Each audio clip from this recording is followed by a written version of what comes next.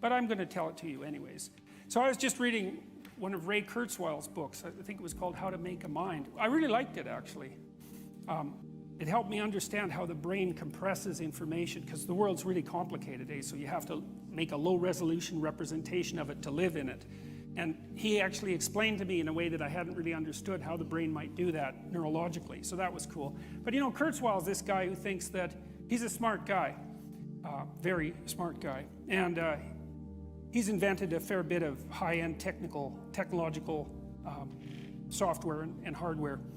And he's the guy that thinks that we're heading towards the singularity. And so the singularity is, you know how processing speed doubles every 18 months and like hard disk capacity every year, and there's a bunch of doublings going on, a huge number of them, and they accelerate exponentially. And so we're probably 3 years away, maybe even less, than from building a computer that has the capacity to make as many calculations as reasonable estimates of the calculating capacity of the human brain are currently set at. 18 months away, 2 years away, something like that. And then we're 18 months away from having one that's twice that fast, and then 18 months away from having one that's twice as fast as that. So that's like, say, 6 years. And we've got something that's 8 times as smart as a human being. But there's a twist on that, and this is Kurzweil's twist, which is as soon as you make a machine smart enough to make the next machine that's smarter than it, which is sort of what we're doing, because computers are so fast that will scale up to near infinite computing power almost instantaneously. Now, you think, no, probably not. And Ellen, Gates' partner, has written critiques of Kurzweil, and you know, you might think if something's impossible, then it won't happen, even if you don't know why. And there's reasons to not think that will happen. But Kurzweil's traced back the doubling of computing power way before the existence of the transistor. And it's been ridiculously stable, crazily stable. So God only knows what we're coming up with here. You know, and you don't know what something of infinite computing power might be like. Like, you seriously don't know. And there are serious people who are very, very, very worried about that. They're very worried, for example, that companies like Facebook and Google will manage that first. And you know, those companies are already making censorship AI bots. And that's not that smart. It's sort of like making really fast robots that can shoot people. It's not that smart. And we're doing that too, very rapidly. And you know, I know some guys who work in advanced AI. And you know how you watch the Terminator movies and you see the robots that miss when they shoot at you? Like, they're not very bright. Because the bright ones not only shoot at where you are, but they estimate where you're going to be when you make your escape moves, and they shoot there simultaneously, and their death rate is 100%. And so there's no war against the robots. I mean, when those things get going, they're going to be so much faster than us that we'll look like we're moving through molasses to them. So, you know, so maybe what we're deciding now with all of our individual decisions about censorship and the way that we're going to construct the world and all that is exactly what kind of super intelligence we're going to bring into being. And I would suggest that we try to bring one in that's good and moral rather than one that's evil and demonic. Right. So what can we do about that? There's only one answer to that, as far as I know, that works, is get your act together. You're going to be the person who's working in AI, right? I know some of these people. They better be good people, because they're going to build whatever they're like into their machines. So they better have their heads screwed on straight, because they're going to get amplified like mad. And I don't like what's happening with Google and Facebook and YouTube. They're building censorship bots predicated on a certain kind of ideology, the kind of ideology that we outlined today. It's a very bad idea. Hopefully good people will stop that. So then what that means is that your moral obligation is to be good. And the way you do that is first by stopping being bad. And everyone can do that, a little bit. So I hope that's what everyone does, because the consequences of not doing it are not going to be pleasant. They never are.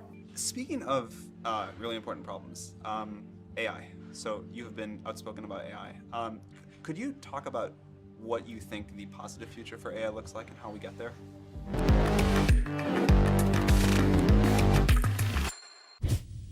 Okay, I mean, I do want to emphasize that this is not really something that I advocate, or this is not prescriptive. This is simply hopefully predictive. people sometimes say, well, like this is something that I want to occur instead of this is something I think that probably is the best of the available alternatives. The best of the available alternatives that I can come up with, and maybe somebody else can come up with a better approach or better outcome, is that we achieve democratization of AI technology, meaning that no one company or small set of individuals has control over advanced AI technology. I think that's very dangerous. It could also get stolen by somebody bad, like some evil dictator of a country could send their intelligence agency to go steal it and gain control. It just becomes a very unstable situation, I think, if you've got any incredibly powerful AI. You just don't know who's going to control that. So it's not as though I think that the risk is that the AI would develop a will of its own right off the bat. I think it's more that's the concern is that someone may use it in a way that is bad, and even if they weren't going to use it in a way that's bad, that somebody could take it from them and use it in a way that's bad. That I think is quite a big danger.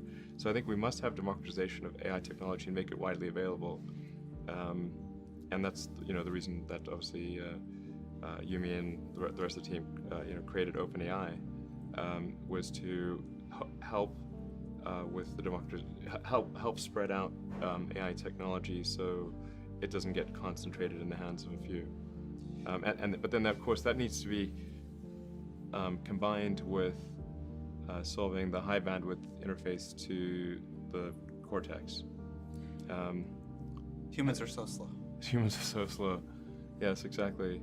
But we already have a situation in our brain where we've got the cortex and the limbic system, and the limbic system is kind of that's the primitive brain. It's kind of like your instincts and whatnot, and then the cortex is the thinking upper part of the brain. Those two seem to work together quite well.